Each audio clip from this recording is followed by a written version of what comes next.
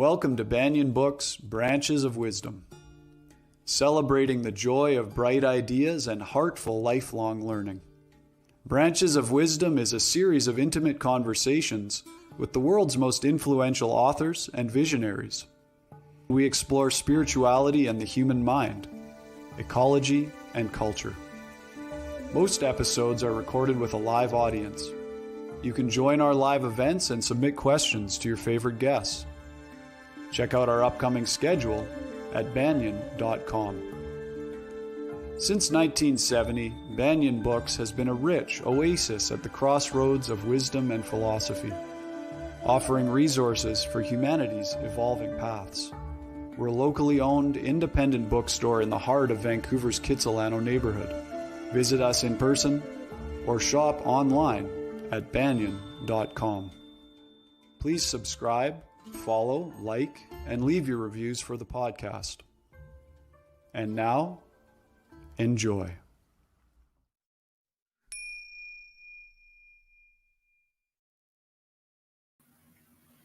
Hello and welcome everybody. Welcome to Branches of Wisdom.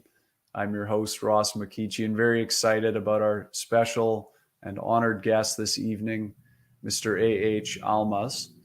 Before we get to his introduction, Banyan Books acknowledges that although we have people joining us from all over the world for these live streaming events, the physical location of Banyan Books and Sound is on the traditional and unceded territories of the Coast Salish peoples, including the Musqueam, Squamish, and Tsleil-Waututh nations.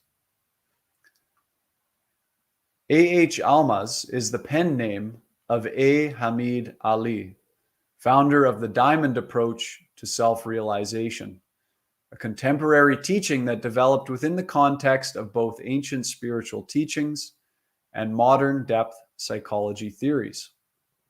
Watkins Review cites him as one of the world's 100 most spiritually influential people. Almas was born in Kuwait in 1944. At the age of 18, he moved to the US to study at the University of California in Berkeley, where he was working on his PhD in physics. It was there he reached a turning point in his life that led him to inquire into the psychological and spiritual aspects of human nature rather than the physical nature of the universe. He left the academic world to pursue an in-depth journey of inner discovery in an effort to understand the essential nature of human experience and reality in general. Hamid's process of exploration led to the creation of the Ridwan School and, with Karen Johnson, resulted in the founding and unfoldment of the Diamond Approach. Our honored guest has authored over 20 books about spiritual realization, including the Diamond Heart series, The Pearl Beyond Price, and Runaway Realization. He is also author of Keys to the Enneagram, How to Unlock the Highest Potential of Every Personality Type, which was featured the last time we had him as our guest on this program, which was back in October 2021. That episode can be found on our YouTube channel or wherever you listen to podcasts. Today, A. Hamid Ali is with Banyan Books in conversation about his newest book, Nondual Love, Awakening to the Loving Nature of Reality. This is the second book in the Journey of Spiritual Love series. The first book is titled Love Unveiled, Discovering the Essence of the Awakened Heart, and was published in March 2020. Love is a transformative aspect of the spiritual path, and in fact, it is our very nature. In Non-Dual Love, Almas takes us on a journey beyond a narrow individual understanding of love to an exploration of what he calls the boundless dimension of divine love. This is not the kind of love that we feel towards somebody else. It is non-dual, a love without boundaries. It is universal, true nature, experienced as love. If you would like to learn more about our guest and his work, please visit his website, which is diamondapproach.org. Ladies and gentlemen, a very warm welcome for our guest this evening, Mr. A.H. Almas, or A. Hamid Ali. Hamid, welcome. Thanks for being here. Good to be here, Ross. Thanks for your introduction. Speaking of introductions, the foreword of this book was written by Ram Dass, a beloved teacher, the late Ram Dass, back in 2019. Just wondering if you can tell us a little bit about what you knew of him as a man and practitioner. Well, Ramdas, as you know, he began in the 70s and 60s. He was part of the psychedelic revolution at that time, and then he gave that, didn't really give it up, but he went to India and met a guru there, Babaji. And he was very devoted to him, became his really important to him, and that guru is known for his miracle and unusual. He read his mind basically. That's how he gets convinced that he could be his teacher. And when he came back, he wrote the book, "Be Here Now," which was a hit at that time. And since then, he had a stroke. He was half paralyzed, but he continues his practice, mostly devotion, love to his guru. And that's what he ended up doing, teaching about love and talking about his guru. He was connecting his teaching, he's connecting people to his guru till he died, just a year ago. Mm-hmm. I'm wondering, you mentioned Ram Dass's guru. Can you tell us a little bit about your path? What took you out of your study of physics and onto the spiritual path? Was there a certain teacher that inspired you, or? Well, it wasn't exactly a certain teacher. It's more like part of being a student in UC Berkeley. Is that take classes? Some of the classes I was introduced to by some teachers to things like Zen Buddhism, Martin Buber, and things. So I was reading about them. And at the same time, I knew people there who were interested in Gestalt therapy, bioenergetic, going to Esalen. So I got interested. I started there. I went to Esalen, I did bioenergetics. And while I was there in Esalen, one of the times I met somebody, Claudio Naranjo, who teaches both the Enneagram and meditation. He had a workshop. It was a meditation and meditation and Gestalt. That was the workshop. I was there, and he told me, "You want to?" I'm doing a group in Berkeley, and about for spiritual work. If you want to, so I joined that, and I was in it for 2-3 years till it ended. And he brought in many teachers, and that way I got to teach, and I mean not to teach, to connect to different teachers, Tibetan teacher, Hindu teachers, Taoist teachers, Sufi teachers, and through them others. And so I got, I was exposed to many of the teachings that are present, especially in the Bay Area. It's like the melting pot of cultures, also spiritual teachings. So that's how I got interested in spirituality. And really, I didn't really get completely into it until I was in my late 20s, because I was really studying science. Seriously, I was very much spending my time studying physics. But at some point, it became clear to me that it's not what I'm really want, because I wanted to know what is the truth of reality, and I found out that I couldn't find it through the world of physical sciences, and that was a conscious recognition of the turn inward, which has already started. So from there on, things developed. Thank you. Now, this book, non-dual love, I mean, this might seem like an obvious question, but I know that in your work you point to the fact that while so many of us are chasing love, we don't often stop and ask ourselves, well, what is love? So I just wanted to maybe enter this conversation by asking you that question. What is love really? It's a good question. Most people think they know. Most human beings believe they know what love is because everybody's talking about love. Most books, most novels involve love. Most songs are written about love. And so people talk about, I love you, I want love, I'm not loved, I lost love, as if they know what love is. And in some sense, they know what the human, usual, conventional culture knows about love is the outer expression, the outer emotional layer of love, while love really is a spiritual reality, is a way a spiritual truth can manifest itself as pure presence of love, something that fills the heart, fills the consciousness, fills the room, fills the universe, and we feel it as a palpable, soft sweetness, like nectar, like a sweet nectar that is nourishing, that is satisfying, that is make us feel generous and appreciative and melt. It melts the heart, it melts the mind, not the.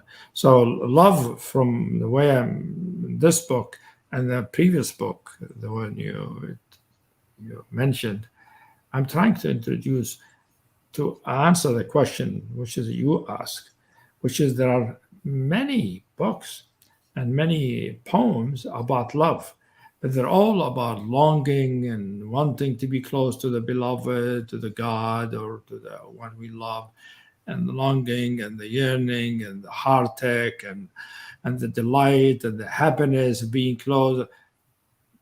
But rarely you find this, a poem or a teacher or a book that says exactly what is love, what's it feel like, what is the reality, the truth of love, what is the substance of love. Is love is just the emotional thing that people talk about, and when the poets talk about it in terms of spiritual love, what is that? Some kind of light, some kind of, what is it? So these books, I decided to write a series of 3 books. This is the second of them, to illustrate what is really the essence of love. Where does love come from? What is its truth? What is its reality? What is its texture? How is it experienced? When it fills the heart, what is it that fills the heart? How do we sense it? How do we feel it? Does it have is it fluid? Is it solid? Is it gaseous? Is it what counts sweetness? Is sweetness something you taste, or just you say this person is sweet? What does it mean? See, when I feel sweet, I actually tasting sweetness in my tongue and in my heart. For me, that is the sweetness of love. It's not like I behave in a sweet way, nice way. So people know that love is sweet, but most people haven't actually tasted the actual sweetness of the nectar of love. What you're calling non-dual love, I'm curious, is it different from non-dual consciousness? Or is it just another way of experiencing that same thing? Or is it something that brings us to non-dual consciousness? Can you clarify that for us? That's, there's a story behind this title, Non-Dual Love. Usually, the non-dual love, and my teacher call it divine love or universal love. But I called it non-dual love because, everybody talk about non-dual consciousness, non-dual experience. So non-duality has been associated with consciousness and awareness. And I wanted to show in this book that non-duality can also be recognized as love. It's not only consciousness non-dual, love can also be non-dual. Non-dual meaning nothing is separate from anything else and everything is connected, unified in one medium or fabric. And that medium fabric is usually seen as consciousness and awareness. And I'm saying in this book, it also can be experienced as love and its sweetness and its happiness and its lightness and its softness and its melting quality.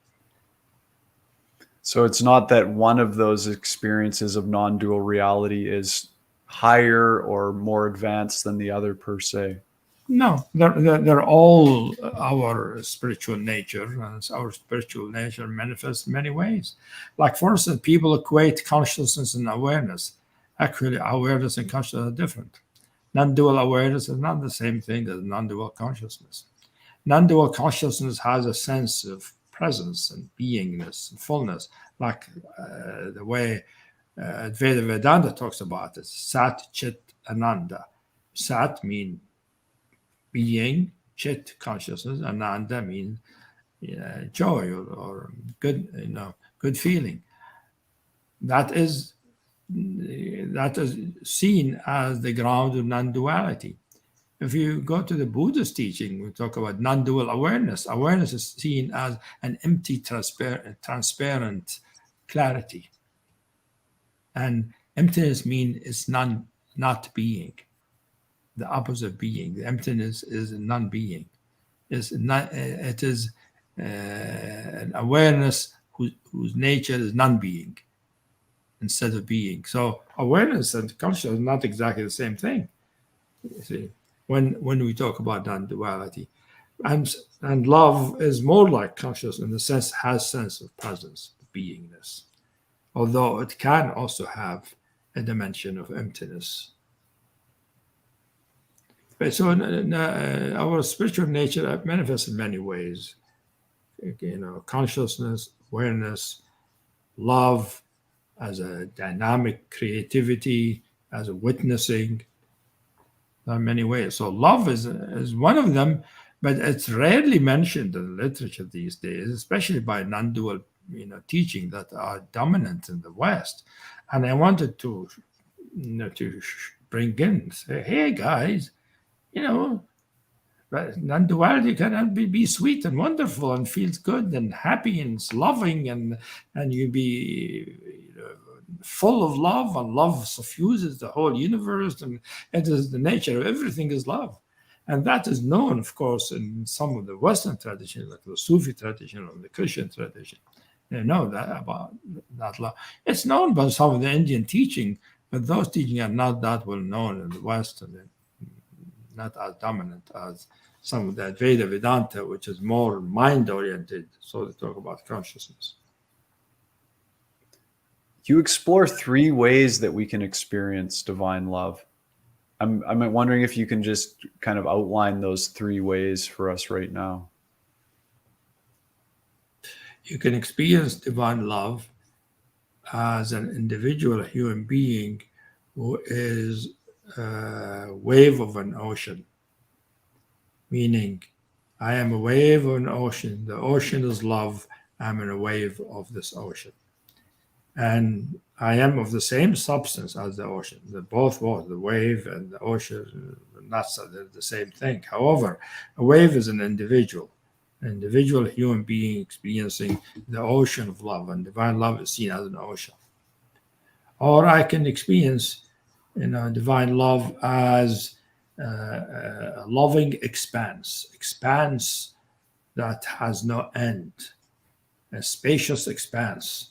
The spacious expanse has a sweetness to it, has a refinement to it, has a subtlety and softness to it, and it shows that the whole universe is the outer expression of it, the luminosity of it. And a third way is to be in the world. I am the universe, I am everything, but everything is made out of love. You see, you are made out of love, the computer is made out of love, I am love, my words are made out of love, everything is love. All of these are non-dual, 3 ways of experiencing non-duality, but as love. Now, other ways, of course, one can experience divine love as a blessing, the blessing that is showering us.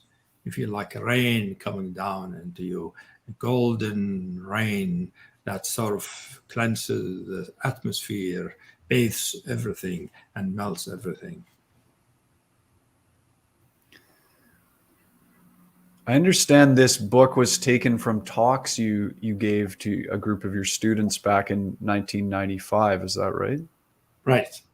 It was teachings I did in 1995. And one of the things I really love about this book is that at the end you give these practices, and then you also show the questions and comments that came from some of your students after having participated in those practices. Can you just help us understand a little bit about the context or the space that you were in, and your students were in as this was going on? That's how I teach. The way I teach like in weekends or in a week long retreat or something. And we have meetings in groups usually. And the groups, depends. Some at that time the group were like probably 50 to 100 people. Now the group can be several hundred people, but usually, it could be a group of 20 people too. I mean, it doesn't matter, but it's in a group. And when I teach in a group, I first do a meditation, a kind of practice at the beginning. Then I give some kind of presentation, a talk about what it is, the topic I want to explore with the people there. Because and so the talk is both has information but has a transmission of it, of the topic. And after that, I give the student some kind of exercise to go and do on their own, so that they can make the teaching their own by having by exploring it themselves. They can get a taste of what I'm talking about, and then they can come back and they have either sharing their experience or a question to clarify some their experience or something I said. That is the structure of how I teach, and that's how most of our groups actually happen. I don't want to put you on the spot, but would you be willing to guide us through a short meditation or presence process right now? Sure, you can do that. Okay. One of the meditation we do in our school, I call it sensing, looking, and listening. It's something you do when you wake up in the morning. When you wake up in the morning, after you go to the bathroom, first thing you do, you sit in a chair or the edge of your bed with your feet on the ground, firmly the ground, and your eyes closed, and you start sensing your right foot. You just sense it, you just feel it inside and outside. Feel the sensation of it. If there's tension, you feel tension. No judgment, you don't try to change anything, you just sense it. As if it is filling of full of sensation. Sensation has become fluid, filling the foot. And then you move the sensing function up the leg to the ankle, and then to the leg, and then to the knees, to the knee. You feel the sensation of the knee inside and outside. Then to the right thigh, you feel the right thigh, and then you feel the right hip and hip joint. You feel it. You feel your butt on the seat you're on. So that way you're becoming more in your body, into your body, waking up your body.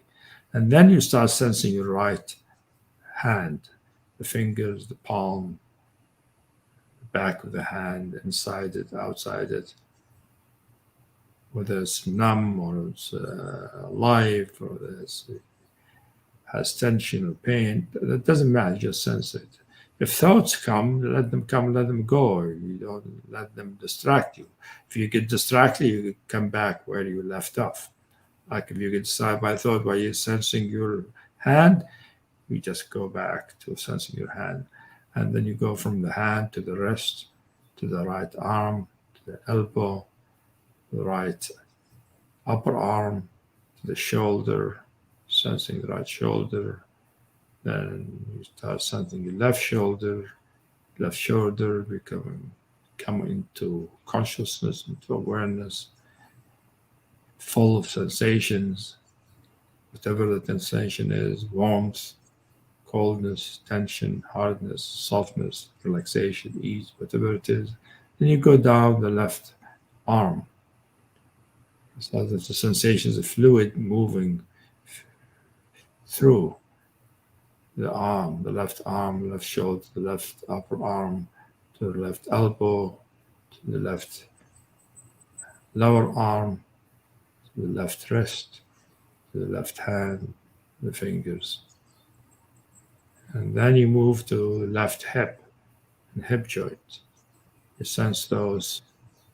Then you sense the left thigh, and you let the sensation flow down to the left knee, then flowing down to the left leg, left calf, and go all the way down to the left ankle, all the way to the left foot, sensing inside and outside. And then you start sensing everything, both arms and leg at the same time, together. They went around, now you sense them all together at the same time. And now while you're sensing them all together, you open your eyes and sense, look, and listen. And you continue during the day sensing your arms and leg, looking and listening. That way you're aware of your inner experience and your outer experience. That is a very good way to start the day and continue. It's a practice of presence. Thank you for that. You're welcome. At the end of chapter 1 in the book, in the questions and comments from your students, one of your students talks about experiencing anger and hatred in the face of being asked to connect with divine love. And you point out a principle which you call the beast. Wondering if you can tell us about the beast. You know, the beast is very well known in Christian mythology. The beast is the devil, 666, right? And in my teaching about divine love, we encounter the beast. The beast is basically, when I first saw it, I saw the number 666 in the sky in black. Then I started feeling this power, this tremendous power and bigness, but it felt like it's the crystallized hatred.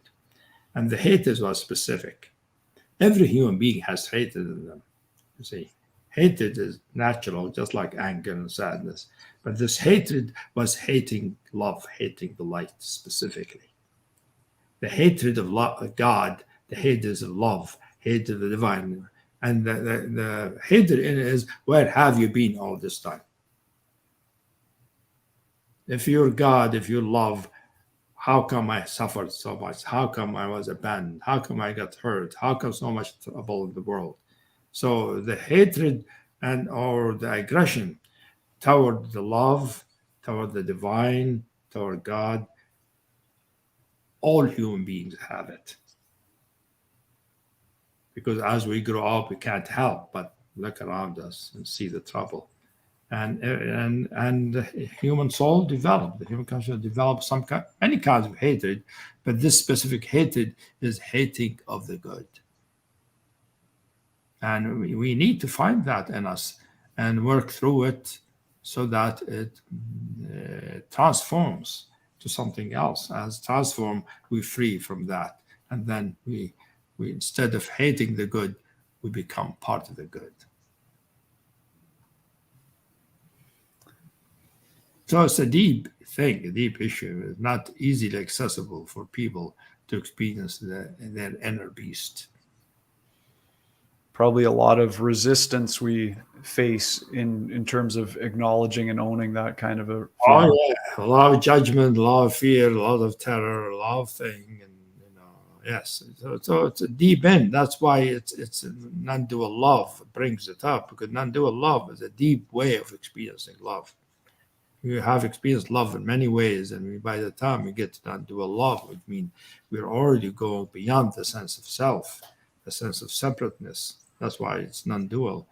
Sense of being self-centered and the human being, you're going beyond that to presence and present that has no edges, has no end, no boundaries. That's when non-dual love emerges. And when that arises, we see it as divine in the sense it's pure, has no self, has no hatred, no malice, it's only pure goodness. And it is the nature of the universe everywhere. That's when the hatred can emerge.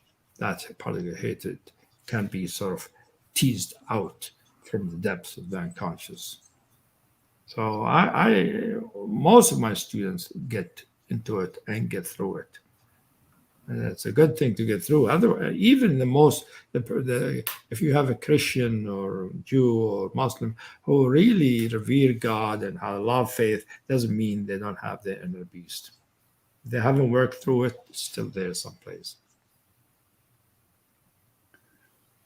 I just want to take a moment to remind our live audience that we'll be getting to as many of your questions as we can around the last 15 minutes of our discussion this evening. So go ahead and type those into the chat on YouTube.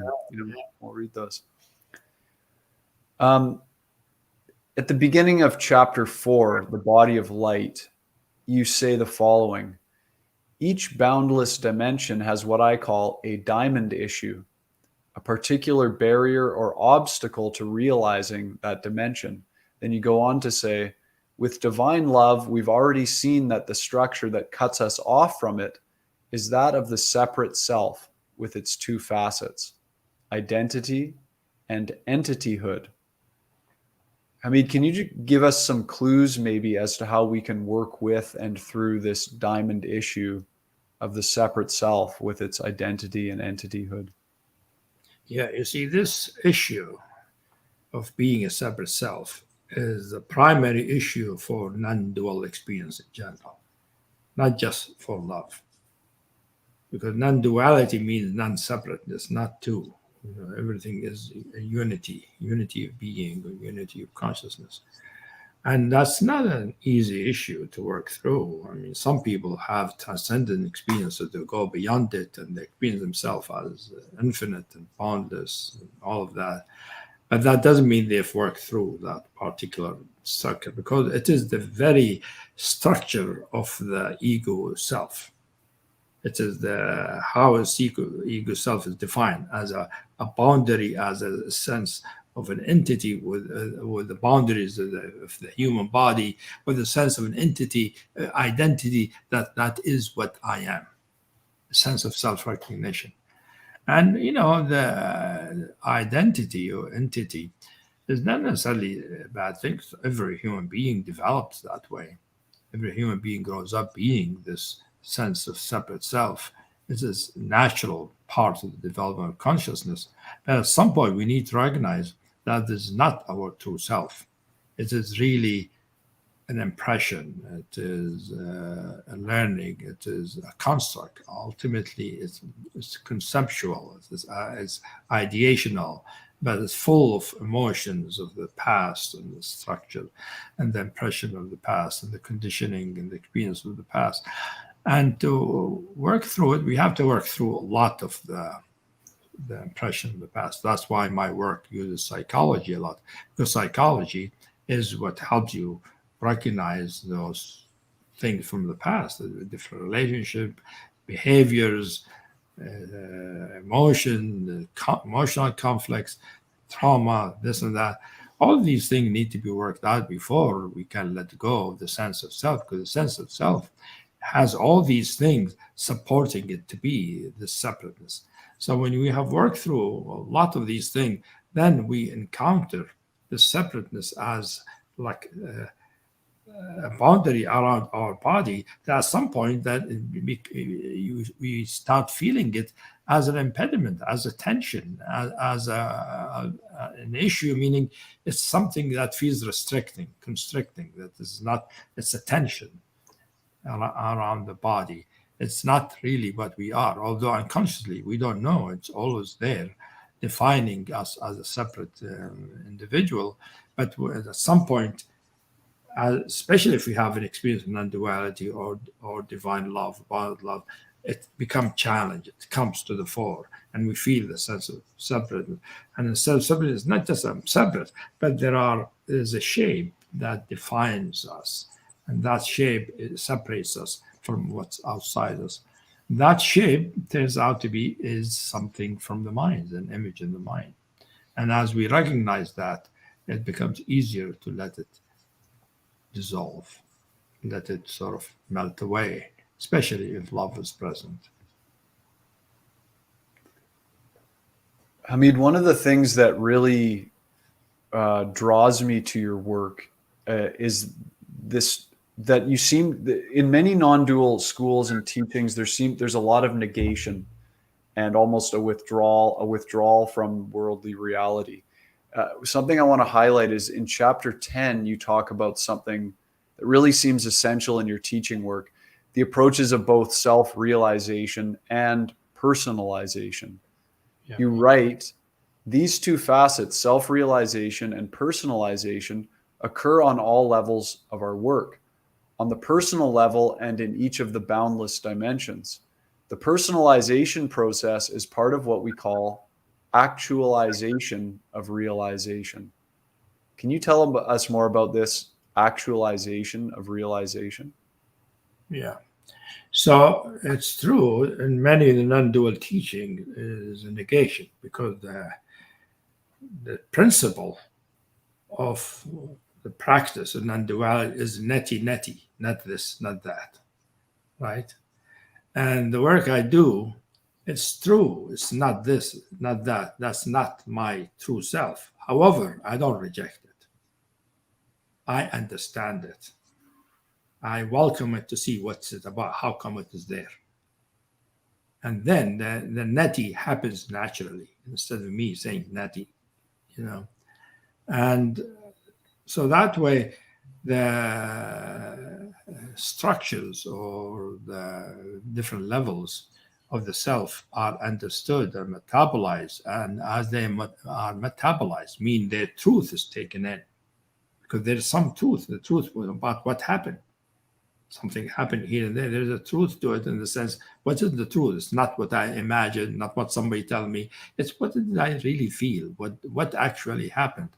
These are true. They're not ultimate truth, but they're relative truth, but that are true.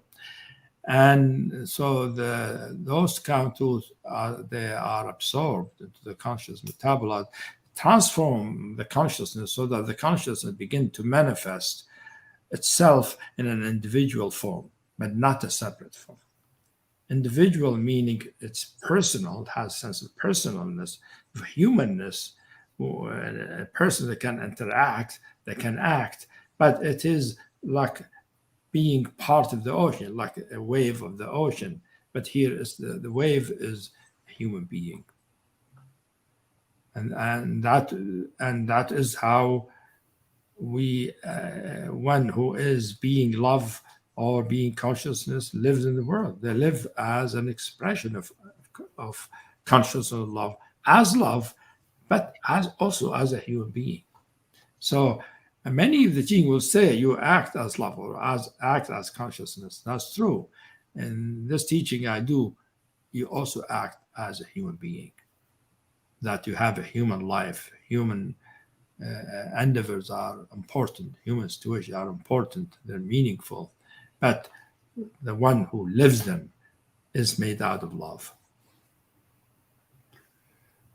In chapter 11, which is titled Surrender, you mention Ramakrishna, the Indian sage, and his understanding of both the mystical and the personal approach. And I love this quote from him that you mentioned, which is, I don't want to be sugar, I want to taste sugar.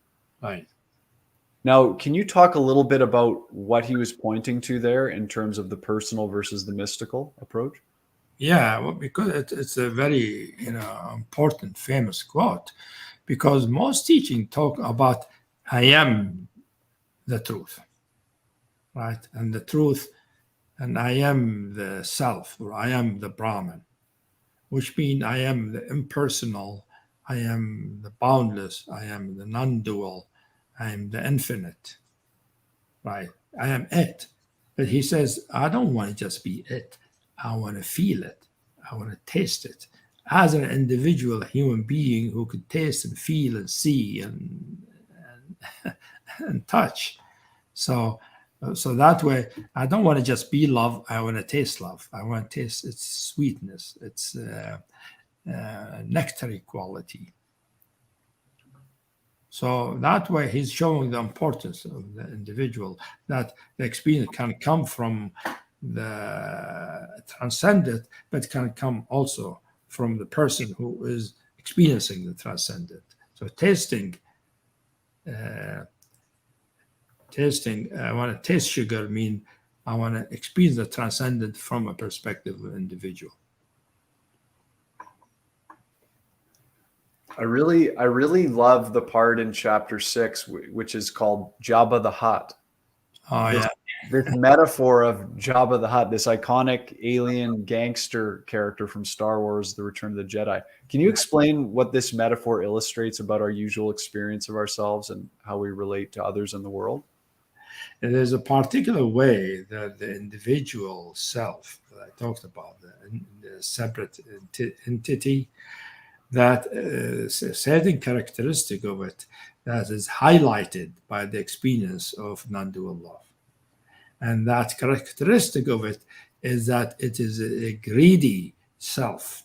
Greedy never has enough and wants more and more and more of everything, regardless of what happened to other people. It is self-centered, selfish, greedy, wanting more, never have enough. And that's exactly what Jabba the Hutt represented in the Star Wars, second movie. When they bring Han Solo to him, and Jabba the Hutt is big, blubbery kind of being, and he's greedy. He wants this, he wants that. He's always eating. Girls dancing. There's nothing enough. So there is a characteristic of the human self that had that animalistic side that has no end to its desire. And that love can reveal that. And something to see in ourselves, just like you talk about the beast, there is also Jabba the Hutt. Hamid, we've got some questions coming in from the audience. And the first one I'd like to attend to, if we can, is from Mary, who says, how are we to account for people who seem to have great realization and seem to have deep insight into emptiness, who we later discover have committed many abuses of power with their students, etc.? I think many of the things I've said so far should explain it. Meaning you can have realization, you can be in a transcendent condition, not have worked through some of your self issues, the ego issues. You can have ego issues and still be in a transcendent condition. You can have the beast still in you, or Jabba the Hutt still in you, unconsciously in you, while you're feeling your pure consciousness, your empty awareness. I've known many people myself that way.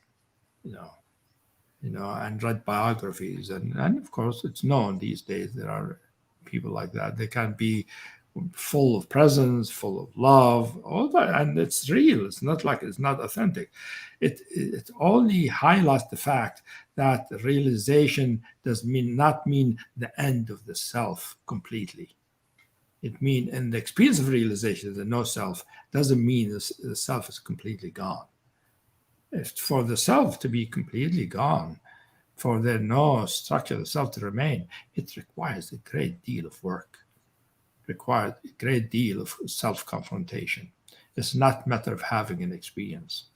It's really diligently working and recognizing the different levels and different sectors of the self, different identification of the self, and understanding them, welcoming them, and seeing their truth and their falsehood at some point before they dissolve.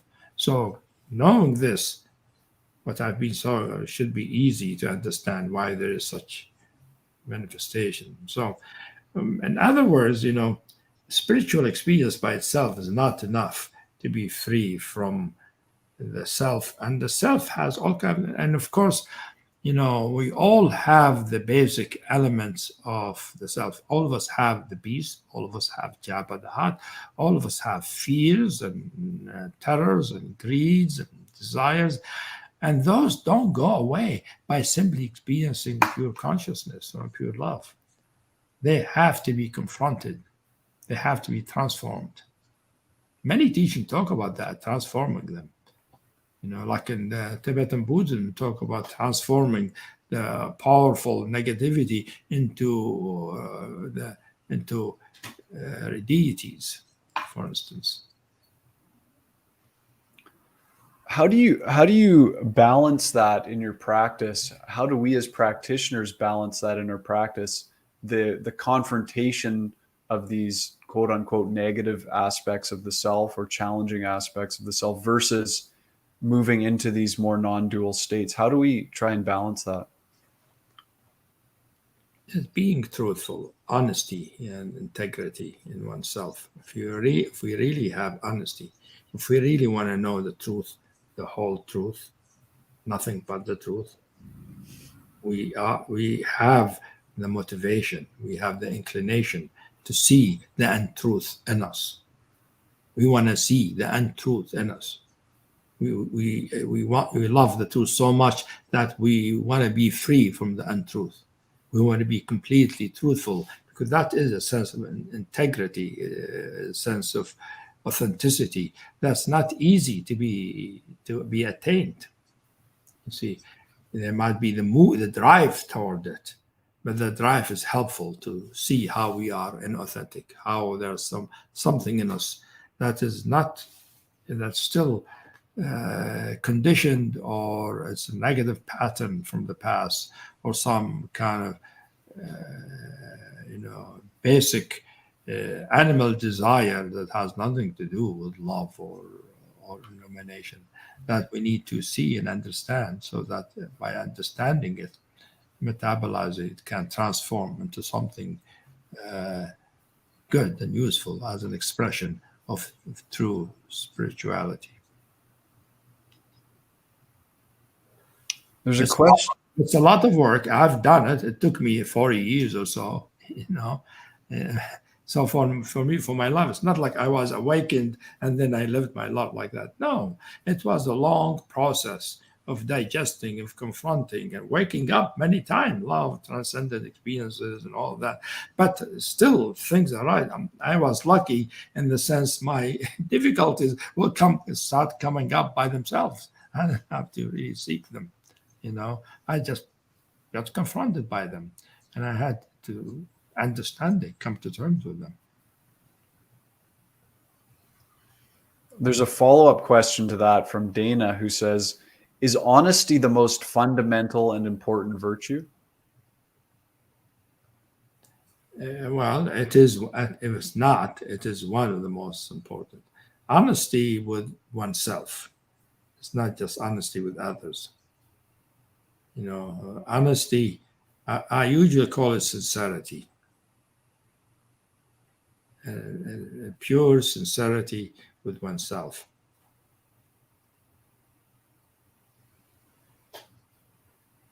And sincerity, it turns out, is a spiritual quality. When finally it comes through, it's an expression of the true heart.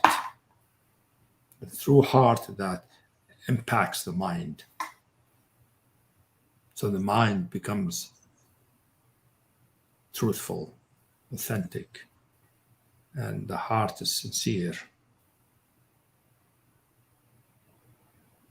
It's not seeking something big. It's not seeking wonderful experiences. It is really be loving to know what the truth is. That's what I started. You see, when I started studying physics, I wanted the truth. I didn't know at that time how to find the truth, so I followed science, because that was the closest thing I knew of objective truth. Truth that is not somebody's opinion.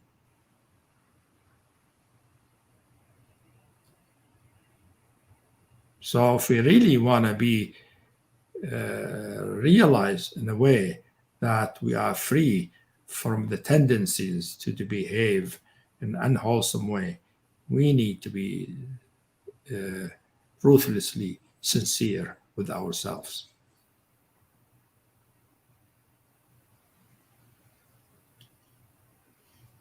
There's another question here from Rick, who says, as an experiencer or witness, what markers within your experience do you look to differentiate between dualistic and non-dual love?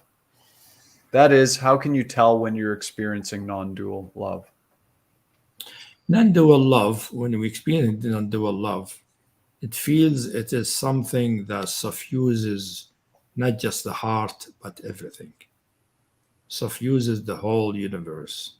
It is something that suffuses everything and makes everything be not separate from each other, because it suffuses everything by like it's a field or a medium that spreads and fills everything and makes up everything. So everything becomes like an expression of it. So that's why they're not separate. They are made out of the same substance. That's how you know it's not dual. Otherwise, if you feel love, I love you, and you feel love, but you're still a separate person, that's possible. In your love, it can be real. It can be real love. Like I feel like this melting, surrendering kind of love toward you, or even toward God. You see, you can do that, and you still be believing you are an individual, a separate individual. That in the sense that the boundaries, the separate entity, is still hasn't dissolved yet.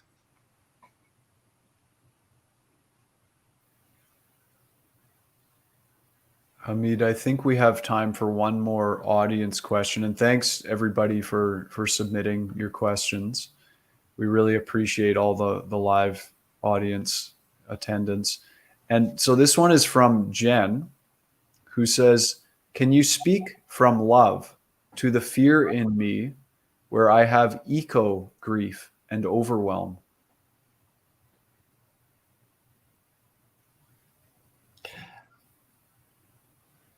I'm happy speaking from love. My heart's full of love. Love is pouring through my body. And I will say, learn how to welcome those parts of you. Find out what this pain is about, what this difficulty is about. Because you love to know. And if you really love to know the truth, you'll end up feeling love and compassion and tenderness toward those parts of you that are in pain, that are suffering. The ego is not to be killed, not to be dismissed.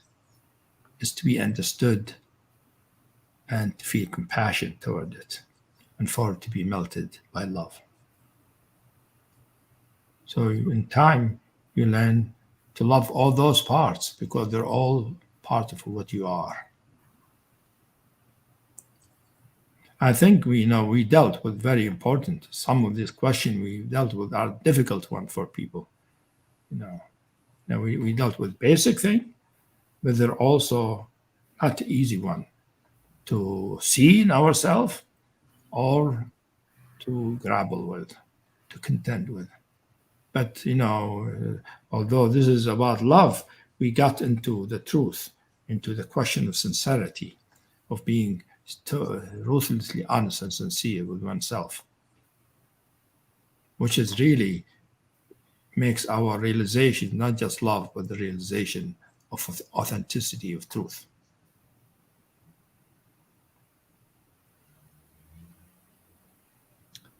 Hamid, in the final chapter of the book, you say that we will only trust in grace if we believe that the divine being is love or loves us.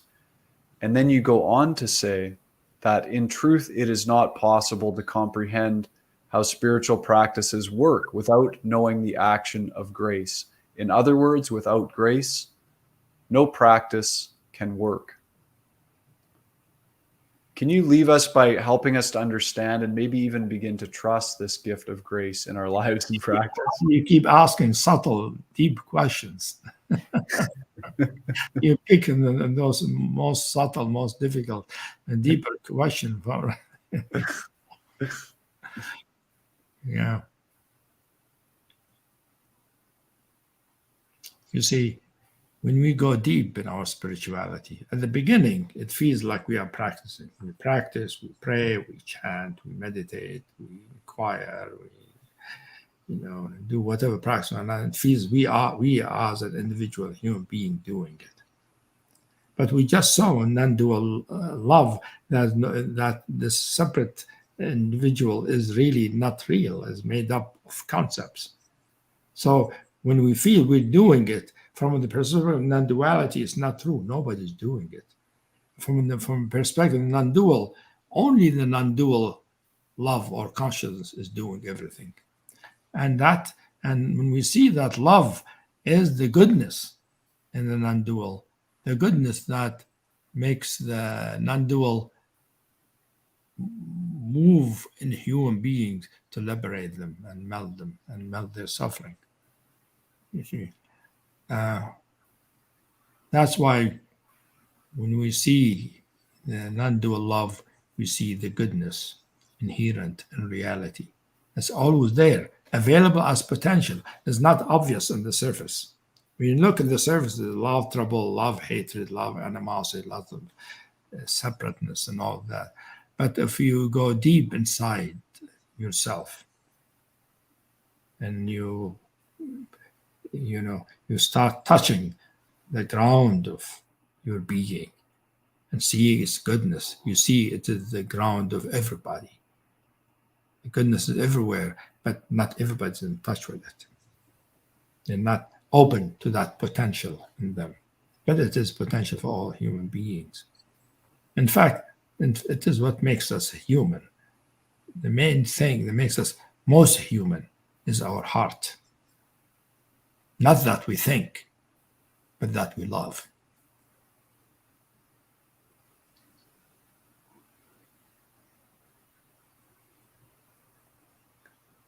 Hamid, I want to thank you so much for taking the time to be with us and share the fruits of your lifetime of practice and investigation. And reminding everybody, we've been speaking about his latest book, Nondual Love, Awakening to the Loving Nature of Reality.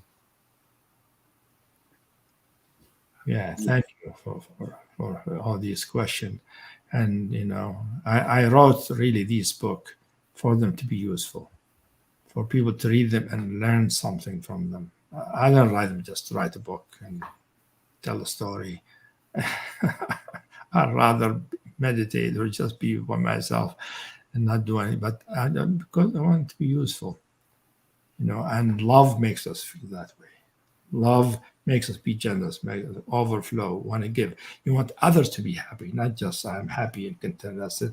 No, if you're happy and realize, that's fine. But that naturally emerges an expression of wanting others to feel the same thing, to share the same goodness, the same treasure that lies in the heart and the conscience of all human beings. So thank you all. Good being with you.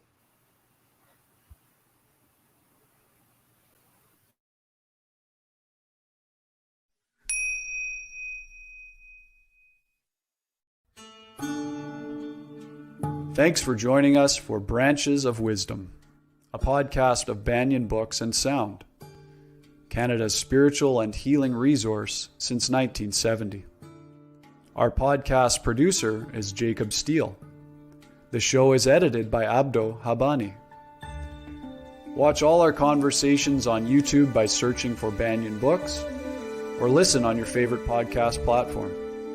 Please subscribe, follow, like, and leave your reviews and comments. We love to hear from you. For all our live events, books, and more, visit us at banyan.com.